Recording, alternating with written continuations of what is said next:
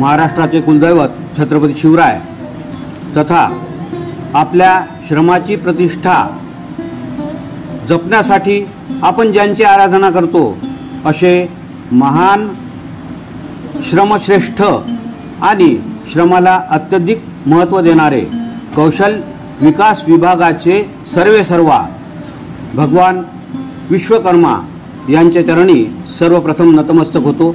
विद्यार्थी मित्रांनो, आज तुमचा गुणगौरव टाळ्या नाही वाजवल्या तरी चालतील, शेवटी वाजवल्या तरी चालतील, फक्त काळजीपूर्वक ग्रहण करा एवढीच आग्रहाची विनंती आहे। आणि आज या ठिकाणी तुमचा गुणगौरव करण्याची ही जी संधी मला उपलब्ध करून दिली त्याबद्दल आयोजकांचे आभार मानतो। विद्यार्थी मित्रांनो, कौशल्य विकास विभागाअंतर्गत चालवल्या जाणाऱ्या ITI म्हणजे औद्योगिक प्रशिक्षण संस्था या संस्थेची देशाच्या विकासात सगळ्यात महत्त्वाची भूमिका आहे हे सर्वप्रथम मी तुम्हाला आवर्जून सांगू इच्छितो। 1950 साली ITIची सर्वप्रथम स्थापना झाली। त्यानंतर गेल्या 70-75 वर्षात 15,000च्या जवळपास ITI उभे झाले आणि यातून 40 लाख विद्यार्थ्यांच्या वर प्रशिक्षणार्थींच्या वर प्रशिक्षणार्थी तयार झालेले आहेत। आता तयार झाले म्हणजे त्यांनी सर्व कौशल्य आत्मसात केले असा अर्थ होत नाही, कारण कौशल्य ही अशी बाब आहे की जी ज्ञानाला सुसंगत आहे। आपलं ज्ञान आणि त्याबरोबर असणाऱ्या आपल्यातील पोटेन्शियल म्हणजे आपल्या क्षमता कशा कशा आपण विकसित करीत जातो यावर आपला व्यक्तिमत्व विकास अवलंबून आहे। सरकारची जी धोरणे आहेत त्याची अंमलबजावणी किती प्रभावीपणे केली जाते याला सुद्धा जास्त महत्त्व आहे। आणि तुम्ही शिकत असताना तुम्ही तुमचे जे ट्रेड आहेत त्या ट्रेडनुसार जी कौशल्य आहेत ती कशी आत्मसात करता आणि याखेरीज याशिवाय अनन्यसाधारण एका गोष्टीला कोणतं महत्त्व असेल तर काळ बदलत चालला आहे। बदलत्या काळात नोकरीची आव्हानं, व्यवसायातील आव्हानं सुद्धा वेगवेगळी आहेत आणि या सगळ्या बदलत्या आव्हानाला तोंड देण्यासाठी त्याला सामोरं जाण्यासाठी आपण किती सक्षम आहोत यावर सुद्धा आपल्याला लक्ष केंद्रित करणं गरजेचं आहे। आता आपण बघतो की ITIत सुद्धा नवीन नवीन कालानुक्रमे बदलत जाणारे, कालानुक्रमे आवश्यक असणारे असे बरेचसे ट्रेड आले आहे।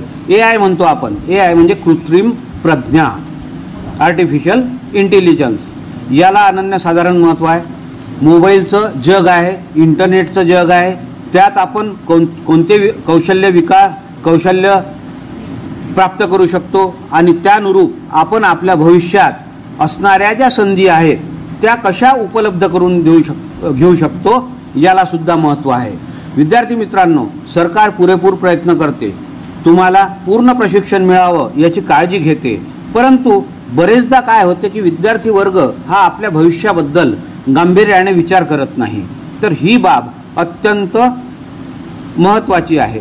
आपलं भविष्य आपल्याला या वयात समजत नाही, परंतु भारत हा तरुणांचा देश आहे। तुमच्या शिरावर या देशाचं संपूर्ण भवितव्य अवलंबून आहे आणि या दृष्टीने तुम्ही संपादन केलेल्या कौशल्यात अधिकाधिक भर टाकून तुम्हाला आपलं भवितव्य उज्ज्वल करायचं आहे आणि पर्यायाने या समाजाला, या देशाच्या विकासाला एक महत्त्वपूर्ण अशी दिशा द्यायची आहे। उदाहरणार्थ सांगायचं झालं तर ऑटोमोबाईल क्षेत्रातील आपले जे परंपरागत ट्रेड आहेत, या एखाद्या ट्रेडमध्ये एखाद्या विद्यार्थ्याने जर ITI उत्तीर्ण केलं असेल तर आज त्याच्यासमोर आव्हान आहे की त्याला सौर ऊर्जेवर चालणारी वाहनं, इलेक्ट्रिक ऊर्जेवर चालणारी वाहनं याचं सुद्धा कौशल्य संपादन करण्याची गरज आहे, कारण त्याखेरीज त्याला भवितव्यात असणाऱ्या आव्हानांना तोंड देता येणार नाही, त्याचा पाठलाग करता येणार नाही। आणि या ज्या सगळ्या संधी आहेत ह्या आपण अत्यंत काळजीपूर्वक आपल्या आयुष्यात जपल्या पाहिजे।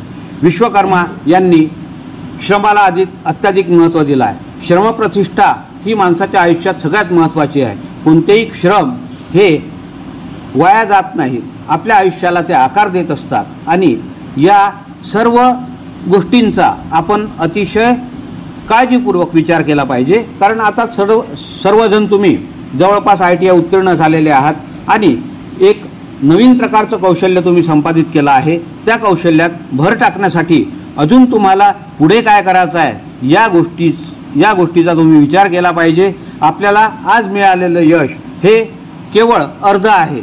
याला पूर्णत्वास नेण्यासाठी आपली क्षमता आपण पणाला लावावी अशी सदिच्छा तुमच्याकडून या प्रसंगी अपेक्षित करतो आणि तुमच्या भविष्यासाठी सुयश चिंतितून थांबतो.